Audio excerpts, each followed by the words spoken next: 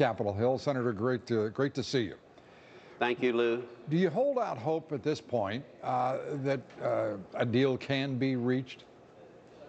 I hope that a deal can be reached, but I hope it's one that at least makes the first down payment on cutting rather than borrowing and spending.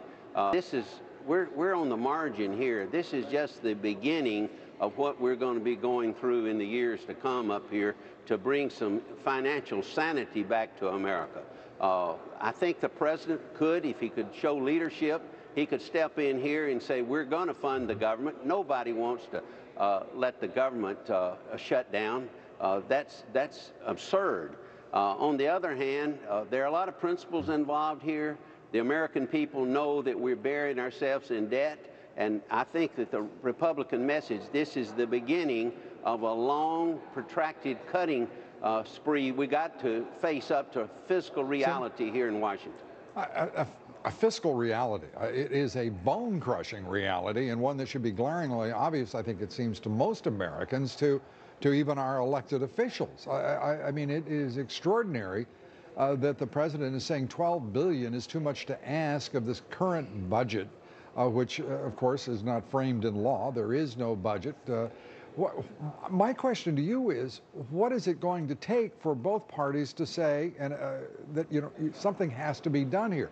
The Republicans have taken their first step. It seems to me, with a dramatic and bold statement by Congressman Ryan and the House leadership. What will we see in the way of a reply from the Democrats? Well, that's the question of the hour, Lou. You're right on spot here. This is reality. The reality is we're going to borrow $1.3 trillion to $500 billion additional money this year just to run the government. We're on the road to financial suicide. We know that.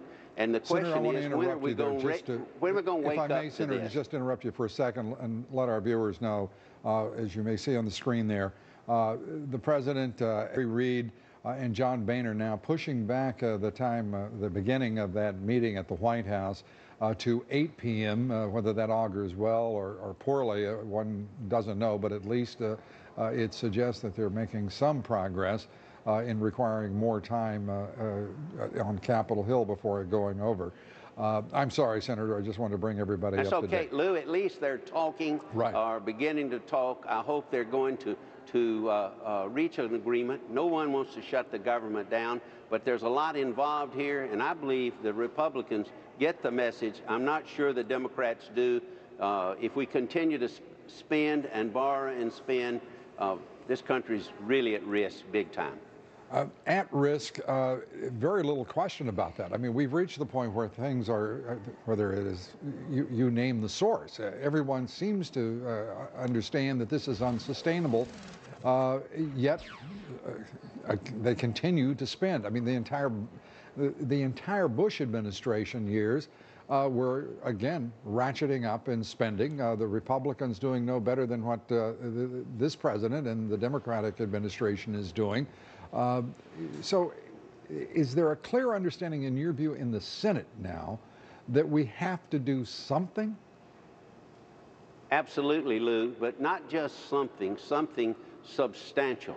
I want to commend Congressman Ryan for his outline of what he came out with. These battles are going to go on. We don't want to wind up like Ireland, Greece, Portugal, but we're headed down the same road, and we can't be in denial. And I say to people all the time now, if not now, when? When are we going to come back to our senses? When are we going to face reality? Democrats and Republicans, and say, enough is enough. We cannot borrow our way to prosperity. Senator Richard Shelby, good to talk with you. Thank you for being here. Thank you, Lou. That brings us to tonight's big